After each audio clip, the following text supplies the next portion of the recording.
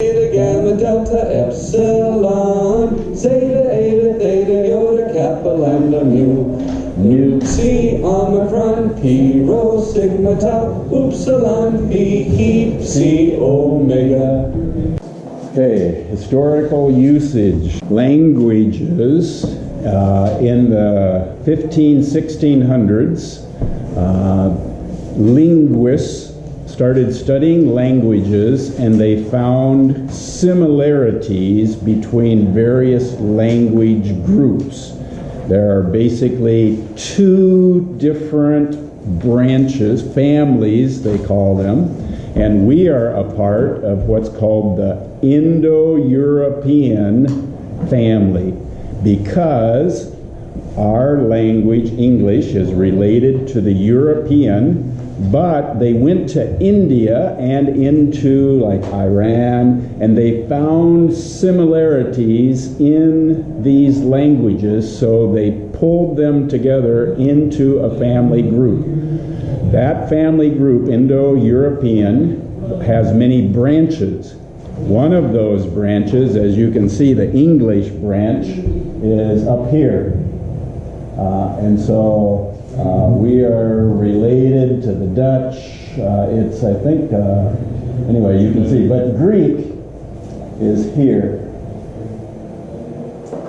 Now you can see it in another way with this next chart, again, between the, we are part of the Indo-European mother tongue. Greek has gone, I want to talk about these, but just so you can see where English is, as it comes out of this Germanic, Norwegian, the Swedish, and so forth, all come through this branch. But look at the Greek, because I want to, let me jump to that next slide. Alexander the Great came from Greece, and at the time there were several different Greek dialects. And basically what Alexander did is he came in and he created what is called Koine Greek. The word Koine simply means common. So he found a common language so that he could get an army together, and with that army he pretty much conquered the world. Therefore, the Koine Greek language then became the language of the world. Now, notice this Koine Greek is not spoken today. The Bible was written, the New Testament, in Koine Greek. But today, it's often called a classical Greek or a modern Greek.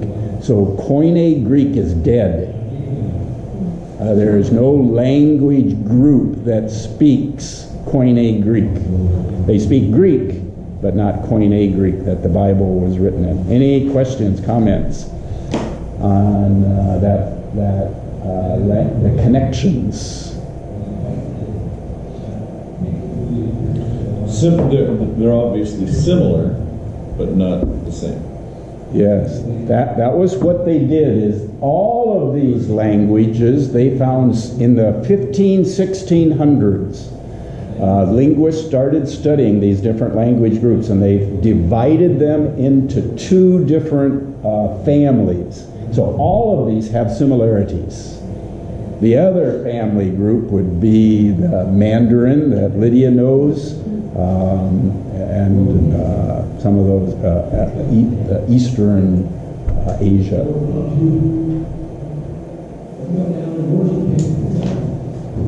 So does Arabic show up in this branch? The Iranian here is a major part. There are like, I think they said, I don't remember these numbers. It was like 500 different languages in this Indo-European family.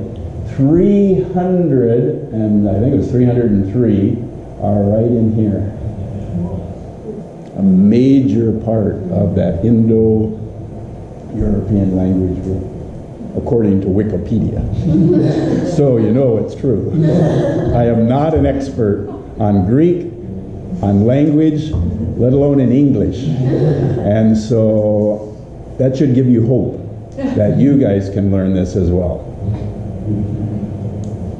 Okay? Let's go on then.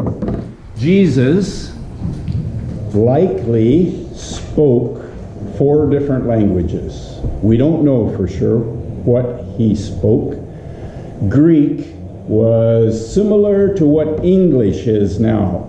English, the international business, is often done in English. Not always, but Greek was that way. It was the international business language. It was also the international education language.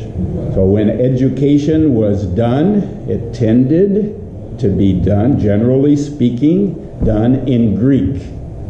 Latin was the Roman language. So Rome, if you were in the political realm, you would speak Latin. Hebrew was the Old Testament, so the Jews in Israel would have spoken Hebrew because of the Babylonian influence where Judah was taken to Babylonia, and they would have spoken Aramaic, and thus as they came back, that Aramaic influence continued. And so likely Jesus spoke at least 4 different languages.